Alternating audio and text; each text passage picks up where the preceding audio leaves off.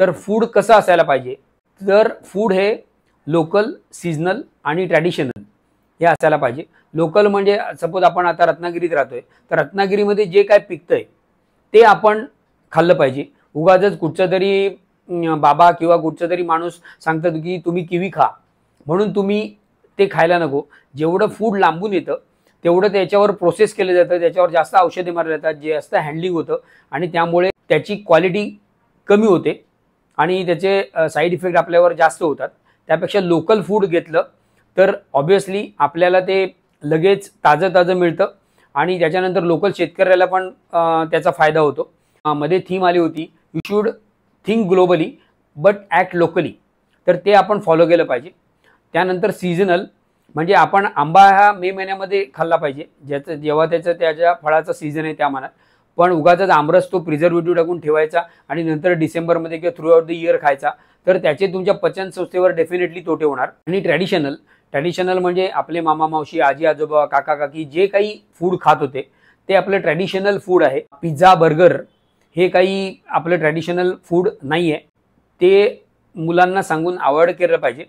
परत तुम्ही मुलांना शिकवायला पाहिजे की आपण जे फूड घेतोय तर ते फूड कोण प्रमोट करतंय, कुठची सेलिब्रिटी करते का, त्या फूड बरोबर फ्री कुठचं तरी छोटंसं प्लास्टिकचं खेळणं मिळतंय का, ते फूड खाल्ल्यानंतर तुम्ही टायगर होणार आहे का, असं ज्याच्यामध्ये ॲडव्हर्टाईज केलेली असते ते फूड नक्कीच तुम्हाला तुमच्यासाठी चांगलं नसतं.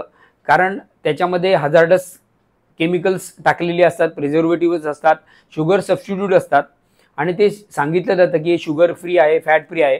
पण जर तुम्ही त्याच्यामध्ये जे कोडिंग, जर तुम्ही कोड नंबर लिहिलेले असतात ते डिकोड केलं तर तुम्हाला डेफिनेटली कळेल की ते फूड तुमच्या किडनी, लिव्हरला डॅमेज करणार आहे आणि त्याच्यामुळे तुम्हाला फूड रिलेटेड डिसीज. कारण आता आम्ही बघतोय की OPDमध्ये जुलाबाचे पेशंट कमी झालेत, पण कॉन्स्टिपेशनचे पेशंट वाढायला लागलेले आहेत.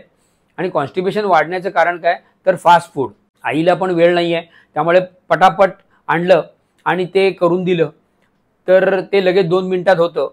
त्यामुळं मूल पण खुश होतं, यम्मी यम्मी मम्मी होऊन जाते ती, आणि त्याच्यामुळं ते खाल्लं जातं आणि नंतर मग ते डॉक्टरच्या उंबरट्यावर तुम्हाला थोड्या दिवसांनी नेऊन ठेवतं.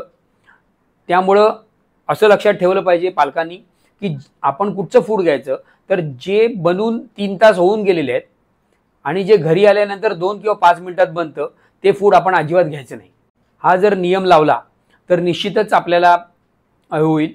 आणि आपण आता आम्ही बऱ्याच वेळा बघतो की बर्थडे वगैरे सेलिब्रेट होतात मुलांचे, आणि ज्याचा बर्थडे सेलिब्रेट होतो रात्री 2:30 वाजता आमच्याकडे ॲडमिट व्हायला येतो, कारण त्याला उलटी जुलाब तरी होलेलं असतं किंवा अंगाला ॲलर्जिक रिॲक्शन झालेली असते.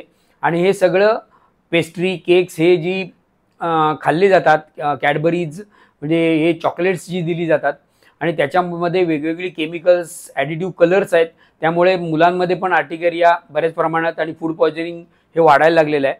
तर आपणच हे टाळू शकतो. आपणच आपल्या मुलांना हेल्दी फूड खायची सवय लावू शकतो.